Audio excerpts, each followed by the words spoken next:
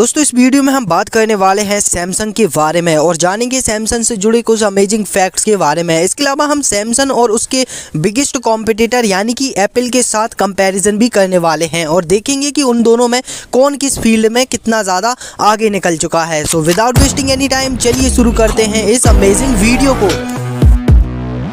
दोस्तों Samsung company की शुरुआत 1938 में साउथ कोरिया में हुई थी, जहां इस कंपनी के जो फाउंडर हैं जिनका नाम ली व्योंग चुल है, जो कि काफ़ी ज़्यादा प्राउड की बात है। दोस्तों क्या आपको पता है कि सैमसंग कंपनी शुरुआत में इलेक्ट्रॉनिक इंडस्ट्री में नहीं थी, बल्कि सैमसंग कंपनी की शुरुआत में एक स्मॉल ट्रेडिंग कंपनी थी जो कि ऐसे ग्रोसरीज या फिर किराने जैसे काम किया करती थी। एग्जाम्पल के लिए ये कंपनी सूखी मछलियाँ, नूडल्स और ग्रोसरीज प्रोवाइड कराती थी या फिर इन्हीं के फील्ड में काम किया थी। दोस्तों सैमसंग ने 1960 दशक के अंत में जब ब्लैक एंड व्हाइट टीवी या फिर टेलीविजन का जमाना हुआ करता था, उस टाइम पर ब्लैक एंड व्हाइट टीवी बनाने का प्रोडक्शन शुरू किया था और उसी एक टीवी बनाने के काम से इस कंपनी ने अपनी इलेक्ट्रॉनिक्स इंडस्ट्री में शुरुआत की थी, जो काफ़ी ज़्यादा इंटरेस्टिंग और बहुत ही ज़्यादा ऑसम चीज़ है, क्योंकि इस कंपनी की एटलीस्ट शुरुआत तो हुई और उसके बाद ये कंपनी इलेक्ट्रॉनिक्स इंडस्ट्री में रुकी नहीं बल्कि और आगे बढ़ती चली गई। दोस्तों क्या आप जानते हो कि कोरियाई लैंग्वेज में सैमसंग का मतलब होता है 3 स्टार, जो कि किसी बड़ी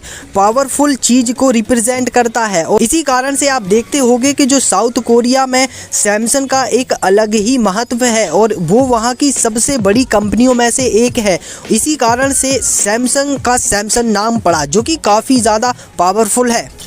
सैमसंग पूरी दुनिया में सबसे बड़ी कंपनीज और कॉन्ग्लोमेरेट्स कंपनी में से एक है, जो कि काफ़ी ज़्यादा प्राउड की बात है साउथ कोरिया के लिए। इसके अलावा दोस्तों ये जो कंपनी है ये कई सारी इंडस्ट्रीज में काम करती है, जैसे फाइनेंस और इलेक्ट्रॉनिक्स इंडस्ट्री। इसके अलावा काफ़ी बड़ी हैवी इंडस्ट्रीज में भी ये काम करती है। दोस्तों सैमसंग की शुरुआत स्मार्टफोन और टैबलेट्स बनाने की उनकी गैलेक्सी सीरीज को लॉन्च करने के बाद हुई थी, जो उन्होंने 2009 में रिलीज की थी या फिर लॉन्च की थी। बेसिकली सैमसंग गैलेक्सी की 2009 में जब गैलेक्सी सीरीज लॉन्च हुई थी, उसके बाद ये काफ़ी ज़्यादा पॉपुलर हुई थी और ये ग्लोबली इतनी ज़्यादा पॉपुलर हुई थी कि ये आज इतना बड़ा ब्रांड बन चुकी है, जो कि काफ़ी ज़्यादा अमेजिंग बात है। और आप सोच सकते हो कि 2009 से अब इसका ग्राफ काफ़ी ज़्यादा ऊपर की ओर गया है और इसके बाद सैमसंग गैलेक्सी काफ़ी ज़्यादा बड़ी कंपनी बन चुकी है।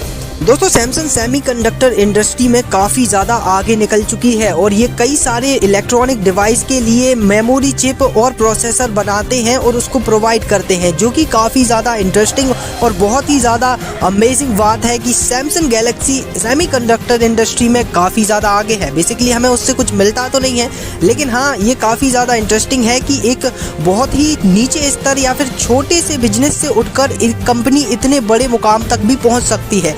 तो ये सब कुछ नहीं, बस एवोल्यूशन है। दोस्तों क्या आपको पता है कि सैमसंग कटिंग एज टेक्नोलॉजीज में भी इन्वॉल्व रहता है, जो कि अभी डेवलप की जा रही है, जैसे आर्टिफिशियल इंटेलिजेंस, 5G, 6G और क्वांटम डॉट डिस्प्लेस। ये वो टेक्नोलॉजीज हैं जो आने वाले टाइम में फ्यूचर होने वाली हैं। इवन अभी प्रेजेंट में भी वो एग्जिस्ट करती हैं। सो ओवरऑल हम ये कह सकते हैं कि सैमसंग एक ऐसी कंपनी है जो हर एक एरिया को कवर करने की कोशिश करती है और वो अपना एक इकोसिस्टम बिल्ड करने का भी ट्राई करते हैं, जो कि काफ़ी ज़्यादा ऑसम बात है। बेसिकली आज के टाइम पर हर एक कंपनी अपना खुद का एक इकोसिस्टम बनाने का ट्राई करती है, जो कि काफ़ी ज़्यादा बढ़िया है। दोस्तों इकोसिस्टम से मतलब है कि जैसे आप समझ सकते हो कि सैमसंग का ही आप मोबाइल यूज़ करते हो, सैमसंग का ही टैबलेट, सैमसंग का ही पीसी, सैमसंग का ही टीवी, सैमसंग का ही फ्रिज, इवन आपके चारों तरफ जितने भी डिवाइसेस हैं वो सारे ही या फिर ज़्यादातर सैमसंग के हैं, तो उसको हम सैमसंग का इकोसिस्टम कह सकते हैं। इसी तरीके से हर एक कंपनी अपना खुद का इकोसिस्टम बिल्ड करने की कोशिश करती है, जिसमें कुछ कंपनियां बहुत ज़्यादा पॉपुलर हो जाती हैं और कुछ कंपनियां फ्लॉप हो जाती हैं।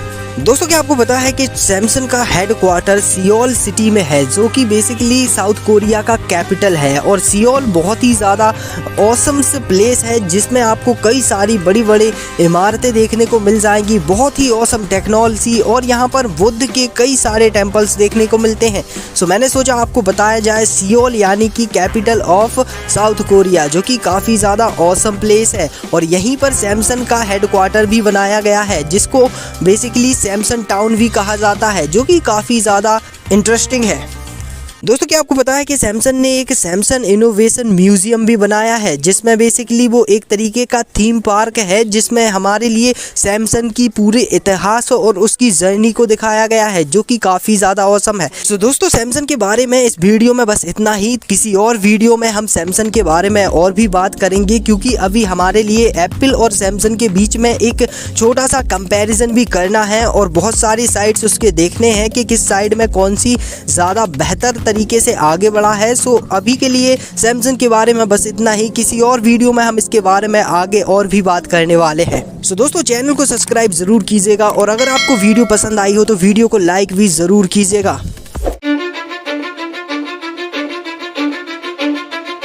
दोस्तों जहां सैमसंग कंपनी की शुरुआत 1938 में एक ट्रेडिंग कंपनी के रूप में हुई थी, वहीं एप्पल कंपनी की शुरुआत 1976 में एक कंप्यूटर कंपनी के रूप में हुई थी, जो कि काफ़ी ज़्यादा ऑसम और इंटरेस्टिंग है। और दोनों ही शुरुआत में अलग अलग मुकाम पर थे। जहां पर एप्पल एक अलग मुकाम पे था, वो कंप्यूटर के क्षेत्र में काम कर रहा था, तो वहीं सैमसंग शुरुआती दौर में उस वाली इंडस्ट्री में था ही नहीं। दोस्तों जहाँ सैमसंग कई सारी इंडस्ट्रीज़ पर फोकस करता है, जैसे हैवी इंडस्ट्रीज़, इलेक्ट्रॉनिक्स इंडस्ट्री और फाइनेंस। वहीं बात करें एप्पल की तो एप्पल कस्टमर इलेक्ट्रॉनिक्स और उनकी सर्विसेज पर फोकस करता है और सॉफ्टवेयर पर फोकस करता है। इसके अलावा वो ज़्यादा इंडस्ट्री में मतलब उसके पास डाइवर्सिफिकेशन ज़्यादा नहीं है।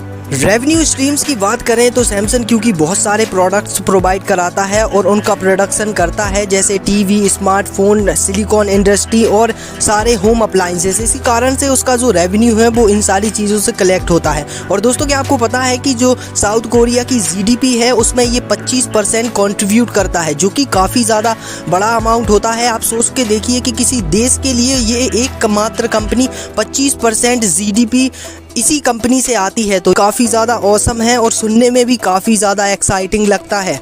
वहीं बात करें एप्पल की तो एप्पल का जो रेवेन्यू है वो उसके आईफोन, आईपैड, आईमैक और उसके सॉफ्टवेयर और सर्विसेज से आता है, जो कि काफ़ी ज़्यादा अच्छी बात है एप्पल के लिए। दोस्तों अगर बात करें ब्रांड लॉयल्टी की तो क्योंकि सैमसंग हर एक फील्ड में अलग अलग प्रोडक्ट्स बनाता है और उन प्रोडक्ट्स की अलग अलग कैटेगरी होती है, इस कारण से उसके जो कस्टमर्स हैं वो अलग अलग होते हैं और कस्टमर का रिव्यू भी अलग अलग होता है। इसी कारण से जो ब्रांड लॉयल्टी है वो उसकी अलग अलग है हर एक सेगमेंट में। वहीं बात करें एप्पल की तो एप्पल क्योंकि अपनी वफादारी यानी कि उसकी लॉयल्टी के लिए ही जाना जाता है, तो वो अपने प्रोडक्ट में हमेशा बेस्ट देता है। इसके लिए एप्पल का प्रोडक्ट एक अलग और एक बेहतर प्रोडक्ट निकल के आता है, जो कि काफ़ी ज़्यादा औसम है। दोस्तों जहां एप्पल का एप्पल पार्क अपनी बहुत ज़्यादा ब्यूटीफुल डिज़ाइन और खूबसूरती के लिए जाना जाता है, जिस तरीके का उसका स्ट्रक्चर बनाया गया है वो काफ़ी ज़्यादा सुंदर लगता है बाहर से और अंदर से देखने पर। वहीं बात करें अगर सैमसंग की तो सैमसंग ने तो साउथ कोरिया के अंदर अपनी एक डिजिटल सिटी बना रखी है, जिसको हम सैमसंग टाउन या फिर सैमसंग डिजिटल सिटी भी कहते हैं, जो कि काफ़ी ज़्यादा औसम है। सो दोस्तों इस वीडियो में बस इतना ही। मिलते हैं नेक्स्ट वीडियो में, जहां हम बात करेंगे किसी और न्यू टॉपिक के बारे में और जानेंगे कुछ और अमेजिंग फैक्ट्स के बारे में भी। दोस्तों अगर आपको वीडियो अच्छी लगी हो तो वीडियो को लाइक और चैनल को सब्सक्राइब जरूर कीजिएगा, साथ ही बेल आइकन को प्रेस करना बिल्कुल भी मत भूलिएगा। मिलते हैं नेक्स्ट वीडियो में, जहां हम बात करेंगे और भी अमेजिंग फैक्ट्स के बारे में। Thank you for watching. I wake up to a little bit of drool on my pillow, feel like it's gonna be a bad day. Yeah, I'm tired of shit, and the coffee ain't hit yet, damn ain't that great. I don't wanna go to work, cause my boss is a jerk.